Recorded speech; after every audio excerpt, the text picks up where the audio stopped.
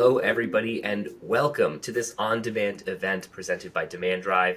My name is AJ Alonso. I'm going to be the host of today's event, and we're talking to an amazing guest in Karlie Morien. She's the Director of Sales over at Logixboard, sorry about that, all about running effective internal meetings. Karlie, thanks for being here. Thank you for having me. Always a pleasure to join you and chat about sales stuff. Sales stuff. Love it. I think broadly speaking, you can classify what we're talking about as sales stuff, making sure that you're getting the most out of your team running internal meetings. Before we kind of jump into the meat of things, I wanted to do a bit of housekeeping and give you an opportunity to introduce yourself. This is an on-demand session, so it is pre-recorded. We're going to try and keep it to 30 minutes, so it should be nice and digestible for you. You could be listening to this day it drops, week after, 10 years down the line, whatever it might be. Either way, thank you for being here. We will give you an opportunity to ask questions afterwards, so there won't be a live Q&A, but we'll give you a chance to shoot questions over to either myself or Karlie after the fact so we can help you out if you do have any follow-up. Without further ado, we'll jump into Karlie. Give a quick introduction to yourself. What do you do? What is Logixboard, and why are you here today? Sure. Yeah. Thank you. Hi, everybody. To those of you listening on demand, so happy to have you here. My name is Karlie Morien. I am the Director of Sales at Logixboard, as AJ had mentioned. My passion is really everything sales, particularly inside sales. My career is in building and scaling revenue teams, particularly SDR teams and AE teams. Currently, I head up both the SDR organization and the AE organization at Logixboard, which is a customer visibility platform for freight forwarders. So we work in the logistics space, helping to essentially give freight forwarders the ability to give their shippers visibility into where their containers are, which affects pretty much everything that you and I consume on a day-to-day basis that's being shipped from other countries and other areas. So excited to be here today and chat about how to run meetings. I think that given our remote environment that we are all, or most of us, either are in or have been experiencing over the past couple of years in our midst of pandemic world, it's important for us to connect together as a team and make sure that that time is super valuable. So I'm here today to talk about that, just share some things that I've learned over time that will hopefully help you and your teams out as well. Awesome. Yeah, I'm excited to dig into it. You mentioned, obviously, kind of us being in this remote world. When I was doing some research prior to putting together the outline and sort of getting ready for this event, I just very quickly Googled like running effective internal meetings, like that kind of stuff. And the amount of content that exists now versus maybe a few years ago, I would say has like quadrupled, quintupled, 10x'd in size, just because of how difficult it really can be now to run an effective internal meeting when you've got people on Zoom, when you might have people in a room with you. There's just a lot of disconnect, a lot of difficulties that are arising now that are just magnified. It's never been easy to effectively run an internal meeting, even when everyone was together in the same place. So a lot of those difficulties are getting magnified now with the fact that we are working remotely. So I'm going to turn it over to you, Karlie, and just ask very broadly, like, what do you see generally in your day-to-day, sort of as someone who runs meetings and looking at other organizations and how they run their meetings? What's wrong with most internal meetings in terms of how they're structured, how they're kind of approached from both the leadership and rep side of things? Just general, I guess, observations from you on that. Yeah, absolutely. So a couple things. When now in this remote world, that opens up a whole new level of distractions for all of us.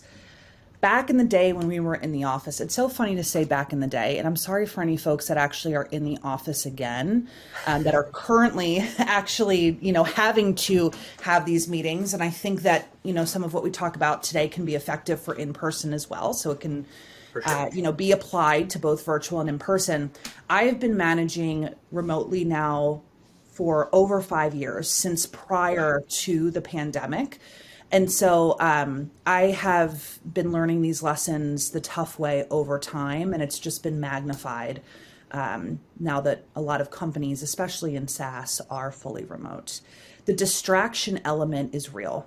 There are so many benefits to working from home, but it also just opens up the door for, your dog barking, your children at home, things happening in your house, things that need to get done, where before in an office, y'all rally together and walk into a room and sit down, and you're kind of expected to be paying attention to the person that's speaking in almost a school type of setting, right? Yeah.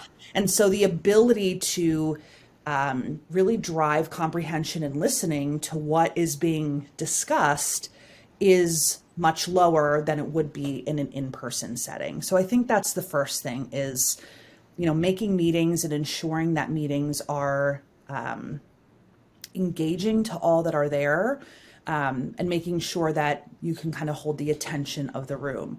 One way that I think is important, or something that I've seen a lot of companies do, and I do myself, is a camera on policy, so that you're still engaging with the folks that are in front of you and the folks that you're communicating with, because it's so much easier to tune out when your camera isn't on. Oh, yeah. That's an unpopular opinion in some places, very popular in others. I've found that it has helped me in terms of driving attention during these meetings. I also think too that, and we can talk about this more, is just the agenda of a meeting. How many, meetings out there exist that could have been an email, right? Probably half of our time. That's been a funny meme type thing that has kind of been passed around, especially in pre, or I should say midst of COVID world. And so having a really strong agenda and a game plan for what you're going to talk about in that meeting is crucial. That helps drive engagement. That helps folks that are coming to the meeting know what to expect. It also gives a clear outline of what will be discussed and when the meeting is going to be over, which is really what everybody is driving towards, whether it's conscious or not. We're trying to get on to the next thing. I think you bring up some really good points there, and specifically around that whole idea of like this meeting could have been an email. With the advent of a lot of the project management tools and collaboration tools that we have now, thinking Slack, Teams, things like that, maybe pre-work from home situation when those tools weren't as widely adopted, it was more of, I guess, an effort, or more of a concerted effort to update people on stuff like what you normally talk about during internal meetings: pipeline, challenges, anecdotal information you want to pass on to your manager. That's the kind of stuff that pre-collaboration tools you would wait for a meeting to happen and then bring up during that meeting, and you would fill the agenda with stuff like that. Now it's something that you can very quickly just Slack over to your manager and go, hey, I had this objection, how would you handle it? Or this really cool bit of information that I got on a competitor popped up in one of my calls, wanted to pass it along to you, and then maybe disperse it to the rest of the team. That's an agenda item that you've now fully nixed off the board that you can just kind of get across through different means. So it's the idea of like having these meetings be worth it. You're still getting all of the same information, just in different ways. I think, to your point, like as a manager, making sure that you're still engaging with individuals without having some of those back pocket things to discuss is really what I think a lot of people are kind of missing, or not craving, but like they see as the issue with meetings that could have been just a Slack message, because we're so used to that at this point.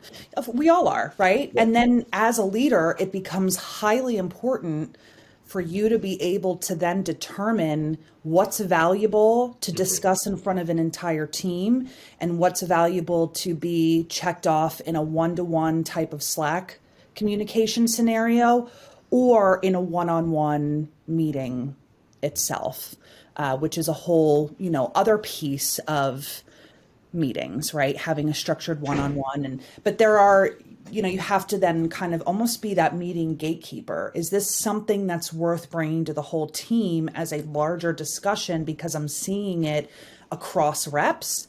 Or is it something that one particular rep is struggling with that we can hash out through Slack or talk about in a one-on-one? And that becomes crucial as well to really determine that fit for that particular topic. That's a great point. And I think last thing I want to say on this before we move on to the next topic here, but this is a two-way street, right? Like you were saying, managers need to understand and sort of gatekeep the meeting to make sure that it's valuable for everybody. But reps need to let their managers know if something is valuable or not. Because if you make that determination that Rep A heard something that you thought should be disseminated to the rest of the group, and reps B, C, D, and E are like, we don't care about that, it wasn't valuable to us, that dialogue, that back and forth will help you better structure meetings moving forward. But it means that you can't not engage as a participant of the meeting. If you're just sitting there and letting everything kind of wash over you, then you're not letting your manager know, this is important, this isn't important, I care about this, I don't care about this. That's how I think structured meetings end up kind of unfolding on themselves and becoming just, I think this is what's best, so this is what we're going to do, and it's not actually helping anybody.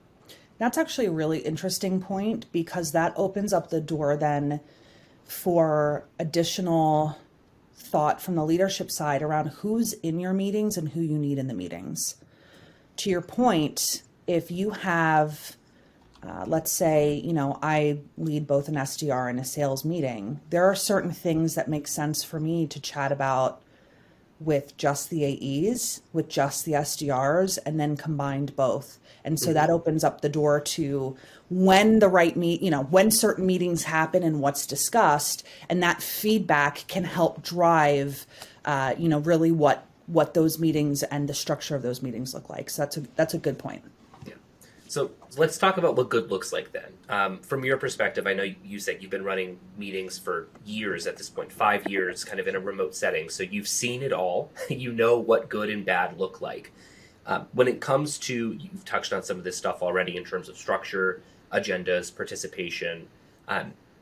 If somebody were to structure sort of the quote unquote perfect or like best internal meeting for their organization, what components absolutely have to be there, regardless of, the size of the team, the scope of the team, things like that, the variables that might muck that up? Yeah, so I think an agenda is, well, first of all, have the meeting. Yeah. That's one thing. When I was kind of thinking about this and coming in to talk about this today, I do want to encourage you to have the meeting. Now, I think there's a balance for that. We've talked about having too many meetings, emails that, or meetings that should have been emails, I'm sorry, but it is important to have a time that your team gets together. Especially, we talked a lot about being in, remote world these days for a lot of folks. It is so important to have that time and build team culture and buy-in.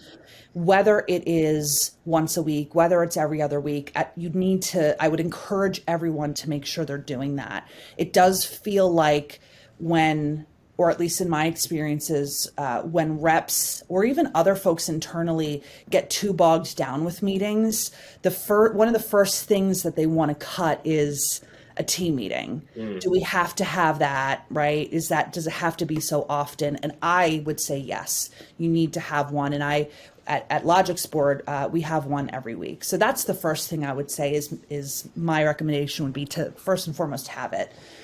The second I would say really comes down to the actual agenda and the structure of the meeting itself. I always like to make sure that I'm highlighting goals and KPIs for that particular time frame that we're in. In sales, it's usually a quarter. You can do it by month. But making sure that there is a overall review of what are we trying to hit right now and where are we to that goal.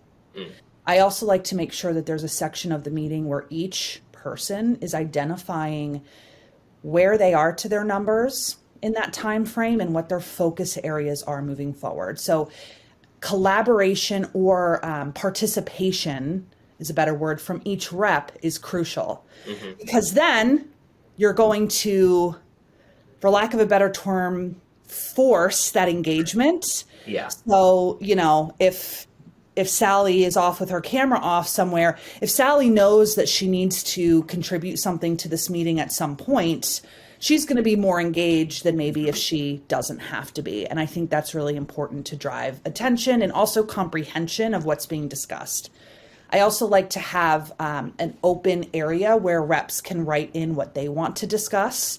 I think that's also really crucial as well. It shouldn't just be the leader talking the whole time.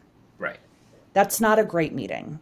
Who has been in that meeting where you're just listening to someone drone on, right? Been That's there, not a done meeting. that. That's a presentation at that point. Exactly, right? A presentation that you may not necessarily want to attend. Yeah.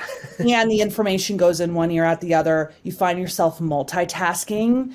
All of a sudden, you're in Salesforce, you're on Slack. And so driving that additional collaboration, I think, is just highly, highly important. And the last thing I'll add here is when you have the meeting. And I say that because I run a global sales org. So I have folks that are in the UK. We have folks on the team that are in Australia.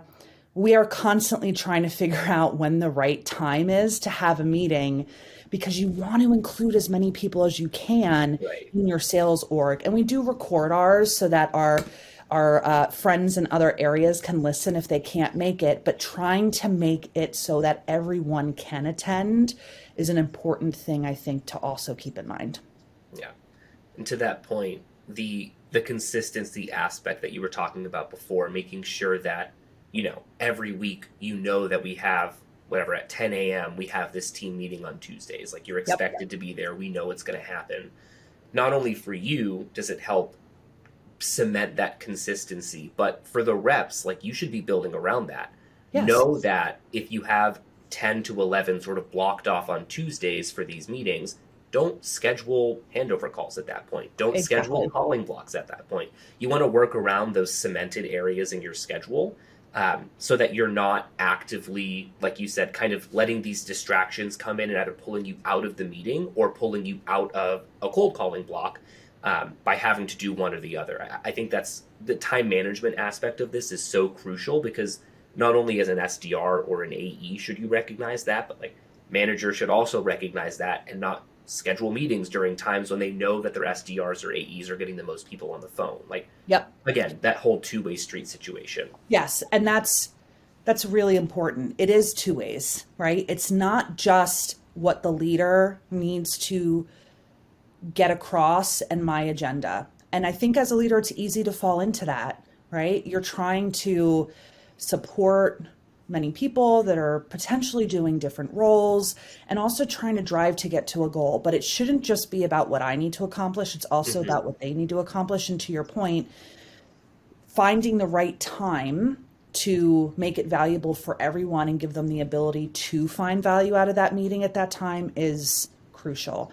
The other thing I would add to is to keep the same time, to your point, from a time blocking perspective, but also from a respect standpoint. I know that I have been very guilty, especially when we get to the end of a quarter, or, there's sales calls, or I need to be on this or that, of moving a one-on-one, of shortening one. And that can send the message to the team or to the individual that, me working with you and our time together isn't as valuable as it should be.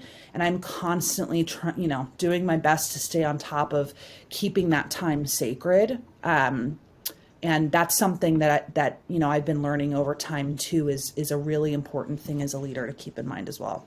Yeah, super important. People can sniff that out immediately, of course, right? Like if they look at you moving around a meeting and they're like, well, clearly Karlie doesn't think this is very important. Why would I think it's very important?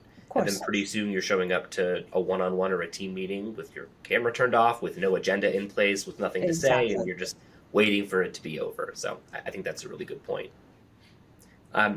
Before we jump into an actual example of an agenda that you've put together for us, and I'll share my screen in a second, I'm curious to see if we've been talking a lot about internal team meetings, so getting a bunch of people together into one spot and have you as the manager kind of lead and facilitate that. But what about one-on-one meetings? Do you take a similar approach to that? I know you just mentioned you don't want to mess around with the time, you want to keep that sacred, but how you approach and sort of structure those meetings is a little bit different in terms of either a pipeline review or going over something specific that a rep wants, or maybe even just learning more about them as a person. How do you structure those meetings sort of similarly and differently from the team meetings that you're running? Yes, great point. I do approach them a little bit differently, but with the same mindset of there being a structure. going into that. So one of the first things I like to do when I come into an organization, whether I am taking over a team or whether I'm hiring new folks that are coming in, one of my first one-on-ones with my direct reports, I want to understand their why. What motivates them? Yeah. Because guess what? It's different for everyone. Yeah. A lot of sales folks are motivated by finances, by money. Some are motivated by recognition. The deeper you dive into motivating factors for reps, I've found that you start to open up who they are as a person and understand deeper of who they are and why they're doing what they're doing. And 9 out of 10 of your reps are going to really surprise you with what that means to them. But now you have a deeper connection as to why they're here and how you can help them get to what that goal is for them.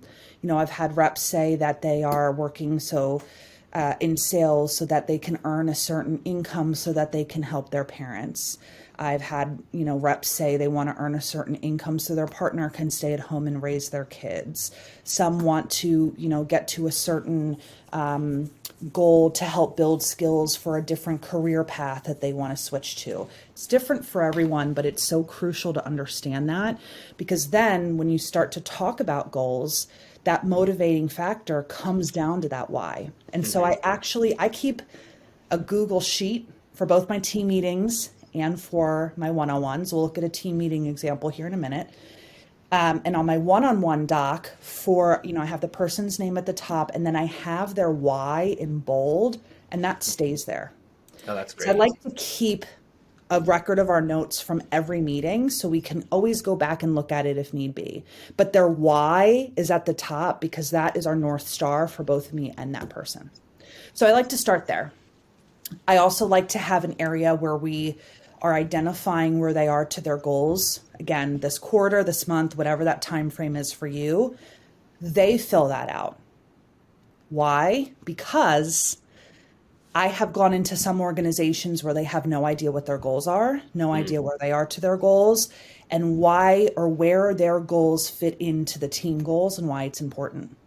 And so them taking ownership teaches them how to go into Salesforce and figure out where they are. That could uncover some reporting issues that I can help solve with RevOps potentially. And it helps them take ownership of where they're at. So they know prior to coming into the one-on-one what the discussion is going to look like when it comes to numbers. There's no surprise. There's no thinking you're doing well and you're not, or vice versa. We both know going into it, okay, this is where we're at and we're going to work on solutioning, right? I also like to put an area for hot topics. This is things that need to be addressed right away. Pending PTO requests, commission, issues. Sorry, finance, but that tends to happen in sales more than you think. Things that just need to be addressed right away, followed by, and a lot of this you'll see as well in my team meeting structure, discussion topics, things that we want to discuss that are open and maybe ongoing through multiple one-on-ones, things that we want to discuss there, and then a professional development section. So important, especially in sales, to identify where they want to go in their career, and as a leader, help drive that path. It's my responsibility to figure out how to build those skills for them and also give them straight feedback on where they are in those skills, what they need to do to get there. And I want to make sure that there's an area every time we're discussing. So I have them fill that out before we go in. And then I also add pieces to that as well, so that we have things to discuss. And I always have them start so that they can really drive the agenda of the meeting. Where do you want to start today? What do you want to talk about first? That time is for them, not for me. There may be things I want to address. I can put it in the doc and we date it, and then I copy and paste every week. So we have an ongoing log of what we've discussed since we've started our one-on-ones. That's awesome. Yeah, I love the idea of that accountability and visibility for not just you, who absolutely needs it, but for the reps as well, because they need that to make sure that, like you said, I know that I'm here and I'm able to make steps towards whatever the next path for me career-wise is. and I'm, assured that my manager is kind of looking out for me by setting Exactly. all of this up. So I'll dive into it now, and we can Yeah, keep that's talking perfect. about I'll that. just add in there, it also puts ownership on them too, because I think too, when we're busy, we end up just showing up, but maybe not thinking about one-on-ones too much. And this drives accountability for them. Yeah. Now here we're actually looking at a team meeting doc example. Mm-hmm. So I created this, shared it with AJ and Alex here. And to you out there, feel free to utilize this if you want to. This is meant to be a foundation of something you can build on. It's meant to start the creative juices flowing for how you want to structure your particular team meetings. I put a couple instructions at the top just to give you an overall view of how you can structure this. It's important always for me, and you can see I have Q4 in here. Again, you can update this for your team no matter what time frame you're looking at. But I want to look at our monthly goal, our percent to attainment for the whole team, our Q4 goal, and our Q4 actual and percent to attainment. Every time we come into a team meeting, I fill this out prior, and then I call on a rep to walk us through. So I have a rep say, okay, here's where we're at in terms of the month. We're 50% to our number. In terms of Q4, here's where we're at. And we are at 25% to the quarter, whatever the case may be. And then I ask another rep to talk about how they're interpreting those numbers. Very interesting to get out there how your team is thinking and feeling about where we're at, and making sure that they're comprehending those KPIs that are so crucial for us. Then I like to have a rep performance breakdown. This is where I call on each individual person to talk through, and this is actually for SDRs. So again, you can edit this how you see fit in your world. Right. But for this particular example, all right, SDR, how many meetings do you have set? What's your percent to goal? How many do you have held in your percent to goal? And then what are your focus areas? So this asks that rep to talk about, hey, what am I going to focus on this week? If your set number is great, but your held isn't super strong, maybe you're focusing on confirming your meetings. Maybe you're focusing on a new campaign that's going to help you drive more booked meetings. Whatever the case may be, we're documenting it, we're saying it out loud, and so we're setting kind of into the universe our intention of what we're focusing on, which drives focus. Yeah, I like that. The idea that, like, we talked about this on a previous webinar or podcast, I can't remember which one, but yeah. Accountability only works if you share it with somebody else. Like the idea of building in public, because if I tell you, like I said, my focus area is held meetings, I'm just not getting enough people to show up. So I'm going to utilize a Sendoso coffee gift card and see if that works to help people join meetings, whatever it might be. If I don't tell you that and I just think it, I might never action it, and no one's ever going to know that I didn't action it because I didn't tell anyone I was going to do it. So by giving them sort of the accountability to put it in a document and share it with you, not only are they thinking about their goals and how they can hit them, but you're also now privy to them and allow yourself to talk about them during one-on-ones and see what they're tracking towards progress-wise for more anecdotal stuff rather than just quantitative things. Exactly. Yep. 100%. Very cool. And then the last thing here is you have this bottom section you talked about. Yes, and the reps fill this out prior to the meeting so that you have... Yes, and I will too. And again, this can be whatever you want it to be. These are just the areas that I focus on in a team meeting. Again, hot topics, quota changes, right? Things that need to be communicated immediately that are super important. Discussion topics. This could be, hey, I saw this week, again, kind of going back to set versus held, that our held percentage is actually pointed up, and we're trending at 5% over where we normally are. What's going on, right? What are we doing right here? How can we spread that across the team? And then good old housekeeping. right? So this could be new folks that are joining the team, welcoming them. This could be, hey, we have a company holiday next week. Hey, block out your calendar. We have an offsite. Make sure to check in with your AEs on XYZ, just general information for the team. And again, it can be whatever you see fit for you and your team, but hopefully having a little bit of structure here can just, like I said, help get those creative juices flowing and help you come in as prepared as possible to a team meeting where you're collaborating with the reps, asking them to be engaged and involved, and also highlighting exactly what you're going to discuss. So you're making the most of that time and not wasting any of it, so you can get where you need to go as quick as possible. Awesome. Love it. Well, I know we wanted to keep this to 30 minutes. I think we just hit that point, so I'll stop sharing now. Sure. But this will be an active document for anyone listening to, like Karlie said, emulate, maybe not just direct copy paste, but depending on the OKRs or KPIs that you have internally, to shift up and help you structure your team meetings. I think that's the big takeaway that I got from this, is that for team meetings to be effective, it requires structure for the management side of things, Yep. visibility and accountability on the rep side of things, and knowing that it's a two-way street.